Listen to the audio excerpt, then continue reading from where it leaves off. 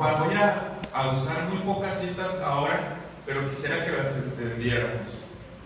Ese es el objetivo. Más que todo, más que traer información, yo pienso que el día de hoy es que reflexionemos sobre esa información. San Juan.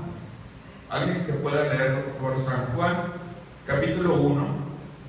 Vamos a leer el versículo 1 y 2. Más adelante el 14. Pero primero alguien, por favor, que nos ayude con San Juan. En el principio era el verbo era con Dios, y el verbo era Dios. Este era en el principio con Dios. Amén. Ahora, hermanos, ¿qué entendemos? ¿Qué quiere decir Juan cuando nos dice que el verbo? Alguien que quiera participar. ¿Qué quiso decir Juan cuando se refería a la persona de Cristo y lo califica como el verbo? El verbo es la acción. La acción. A ver, una lluvia de ideas como en la escuela. ¿El qué, perdón? Ser. ¿Alguien más le ocurre algo? Que este versículo es tan repetido por nosotros los cristianos, pero ¿qué significa el verbo? ¿Alguien más? ¿Alguien más? Es una forma de llamar a Dios, ¿no? El verbo. Ahora, vamos a ver por qué Juan usa esta palabra. Esta palabra en el original griego significa logos o palabra. De ahí viene nuestra expresión, palabra. Ahora, hay dos acepciones, o sea, dos cosas que quiere decir el verbo. Y me gustaría que lo entendieran. Primeramente, la palabra o la expresión de un pensamiento. Si Jesús es el verbo, vamos a tratar de ejemplificarlo. A ver, hermano, voy a tomar silencio y usted no va a decir si sabe lo que estoy pensando. 3 segundos. 3 segundos. ¿Alguien me podría decir qué pensé? Jesús, cuando San Juan dice que Jesús es el verbo, Jesús es la expresión de la mente del Padre. ¿Alguien? ¿Podríamos saber la voluntad de Dios si el Padre no la revela? Sería imposible. Ahora, los profetas trajeron una palabra de parte de Dios, pero Jesús expresa todo lo que va más allá de los profetas, porque Jesús expresa todo lo que el Padre es. ¿Es algo así?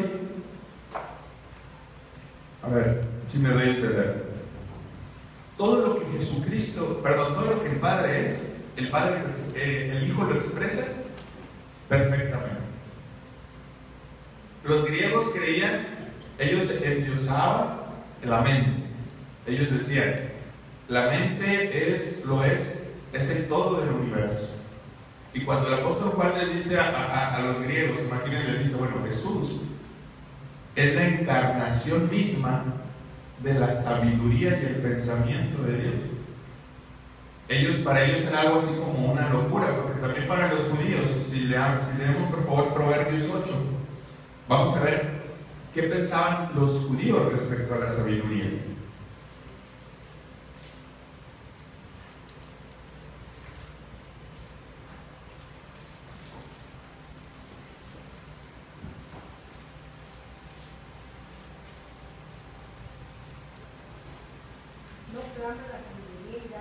Vamos a leer el número el 12. Fíjese cómo habla en primera persona. ¿Qué dice el 12?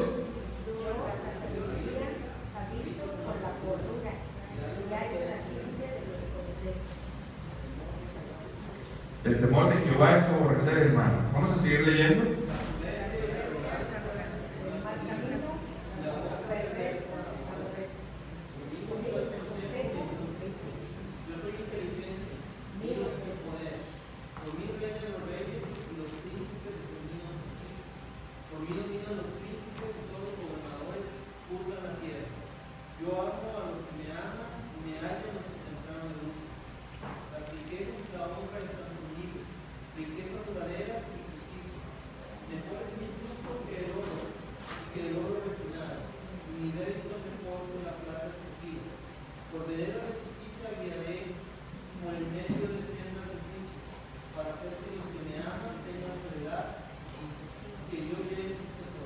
Fíjate, el 22 es clave. Miren lo que dice, hermano. Jehová me poseía en el principio. Ya de antiguo, desde antes. ¿De qué? ¿Qué quiere decir eso? Antes de toda la creación, dice que la sabiduría ya lo poseía. ¿Qué más? Vamos a seguir leyendo. Eternamente tuvo el principado desde el principio, antes de la tierra. Pero recuerden que empezamos a hablar y se empezaba en primera persona, o sea, está hablando como si fuera una persona. O sea, no solamente, pues nosotros no podemos decir que la sabiduría era algo así como una idea. Así lo entendían los griegos, ¿verdad? Que la sabiduría era como un concepto, una idea, una fuerza, como lo piensan algunos testigos de Jehová de Cristo. Pero aquí habla en primera persona y luego sigue diciendo, el 25, antes de que los montes fuesen formados, antes de que los collados ya habían sido engendrados. No había aún hecho la tierra, ni los campos, ni el principio del polvo del mundo. Cuando formaba los cielos, ahí estaba yo. Cuando formaba los cielos, dice la sabiduría, ahí estaba yo. ¿Qué más, hermanos?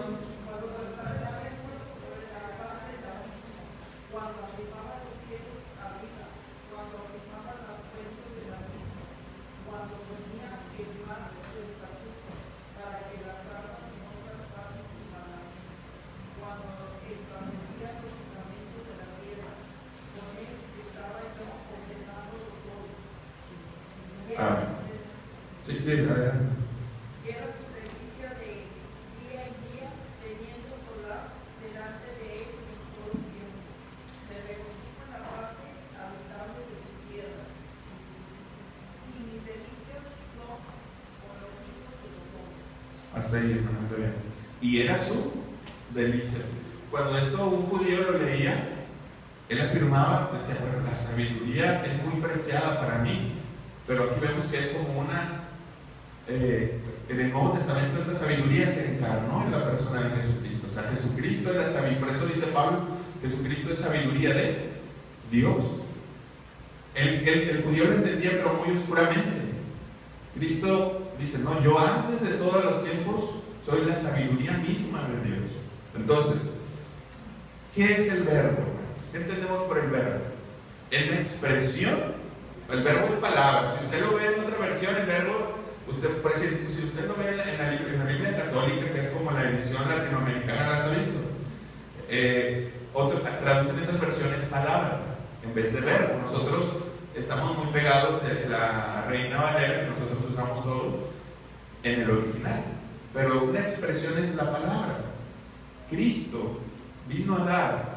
Si el Padre es el pensamiento, el Hijo nos vino a traer la expresión completa de Dios. Pero no solamente en su mensaje, hermanos, sino en su persona. Todas sus acciones. Cuando el Señor hacía misericordia, cuando el Señor amaba a sus discípulos, cuando hasta lloraba por ellos. ¿Se acuerdan cuando lloraba por Lázaro? Dice la Biblia que Jesús lloró por Lázaro. Esto nos dice que Cristo nos viene a expresar lo que Dios es, pero de una forma perfecta. O sea, cada acción de Jesús nos demuestra lo que Dios es. Su justicia, su amor, su misericordia. Cristo expresa a Dios. Esa es la idea de que Jesús es el verbo. No sé si la idea está clara, hermano. O sea, Jesús viene a traernos y a expresarnos lo que el Padre es. De otra forma no se podría saber. Jesús encarna todo lo que el Padre es. Ahora, versículo, vamos a seguir leyendo. San Juan 1, no. Solo vamos a explicar San Juan 1 y una parte del 2. Desde el 1, 1. En el principio el verbo, y el Era el verbo. y el verbo era Dios. Así. Ahora, nuestras Biblias en el versículo 1 dice, y el verbo era con Dios. Pero ¿sabe qué quiere decir eso en el griego original? ¿Cuál es la traducción más apegada al griego original? ¿Sabe cuál es? Es la siguiente. El verbo estaba cara a cara con Dios. O sea, nuestra Biblia dice, y el verbo era con Dios. pero en el original griego es, si yo estoy aquí con alguien, hermano, ¿se puede parar, hermano Daniel? Esta idea nos traducirá, el verbo ya existía, pero el Padre y el Hijo, desde antes de la fundación del mundo, estaban cara a cara. ¿Qué nos transmite eso, hermano? Esto es, el Hijo tenía una comunión perfecta con el Padre. Esa es la idea que Juan nos quiere transmitir. El Verbo estaba con el Padre desde antes de la fundación del mundo. Mucha gente se pregunta, ¿y qué hacía Dios? La mayor parte es atea la que pregunta eso. ¿Y qué hacía Dios antes de crear todas las cosas? Estaba así de ojis, estaba así. ¿Qué hacía? ¿No, ¿ustedes no se han preguntado a veces eso? ¿Qué hacía Dios antes de crear todas las cosas? Porque hubo un momento en que la creación tuvo un inicio. ¿Qué hacía Dios antes? ¿Qué creen, hermano?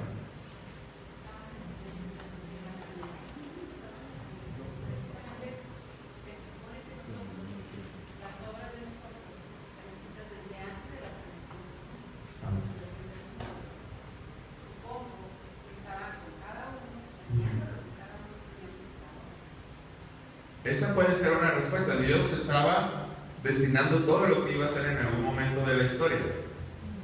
Pero nosotros vemos las cosas con relación a tiempo y espacio.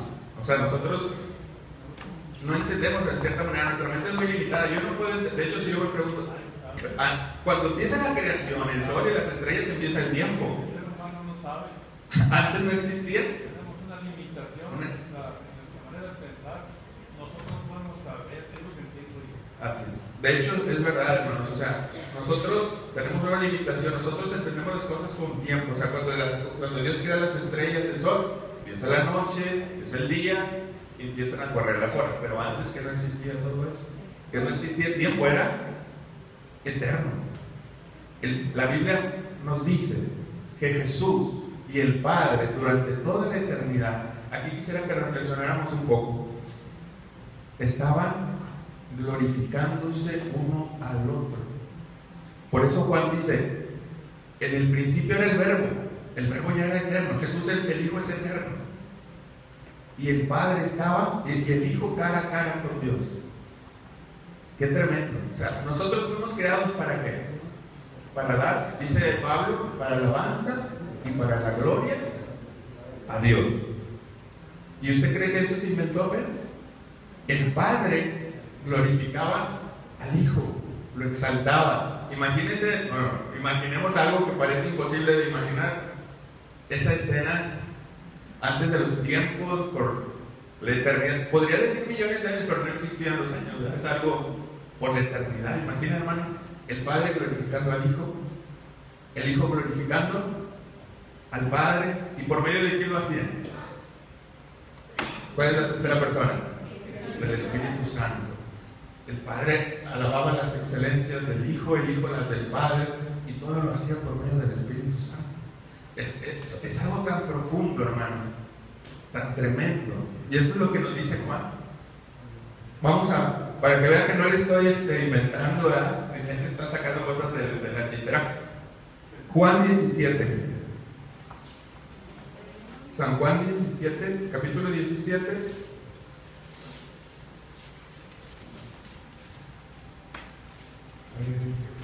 Ay, perdón, que me fui a otro mapa. 17, es el verso 5, creo. 4. Yo te he glorificado en la tierra. A ver, 17:5, hermano. Ahora Padre, glorifica tú a la cultura de aquella gloria que tuvo contigo antes que el mundo fuese. Fíjense, hermanos, aquí está, yo no estoy, ¿verdad? No estoy inventando. En esta oración se le conoce como la oración sacerdotal, porque el Padre ruega por sus discípulos. Él ya está, Jesucristo, ya está por ser sacrificado en la cruz, y entonces Él se junta, ora, intercede a Dios por su pueblo, por sus discípulos, pero también por nosotros. Y el apóstol Juan dice lo siguiente, narra estas palabras del Señor. Jesús mismo dice, ahora pues, Padre, glorifícame al lado tuyo con aquella gloria que tuve contigo antes que el mundo fuese. Antes del mundo, de la creación de todas las cosas, fíjense hermanos, el Padre alababa, glorificaba mutuamente, el Padre y el Hijo y el Padre. Había una comunión perfecta, un gozo perfecto. No, yo aquí me ponía a reflexionar y digo, Señor, cuánta misericordia tuvo. ¿Por qué? Si entendemos que la comunión de Dios es perfecta,